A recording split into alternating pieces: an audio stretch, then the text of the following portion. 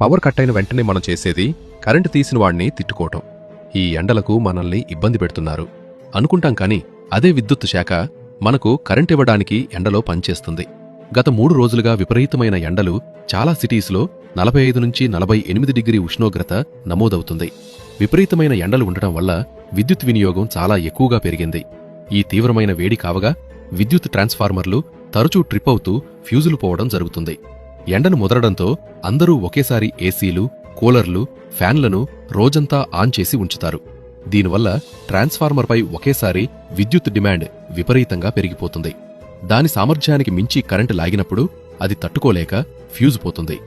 Transformer లోపల వేడి లేదా కరెంటు లోడ్ ఒక ప్రమాదకరమైన స్థాయికి చేరినప్పుడు అది పేలిపోకుండా ఉండటానికి సిస్టమ్ ఆటోమేటిక్గా కరెంటు సరఫరాను నిలిపివేస్తుంది.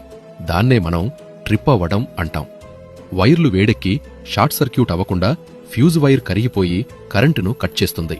మనం ఒకే బైక్పై ఇద్దరు కూర్చోవాల్సిన చోట నలుగురిని కూర్చోబెట్టి ఎండలో వేగంగా కొండ ఎక్కిస్తే ఇంజిన్ ఎలా సీజ్ అయిపోతుందో ట్రాన్స్ఫార్మర్ల పరిస్థితి కూడా సరిగ్గా అలాగే మారుతుంది.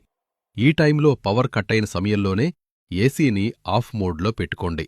కరెంటు తిరిగి వచ్చాక కనీసం 30 నిమిషాల వరకు ఏసీని ఆన్ చేయకండి, లేదంటే మీ జోబీకి పెద్ద డాష్ పడుతుంది. ఈ వీడియోను ఏసీ ఉన్న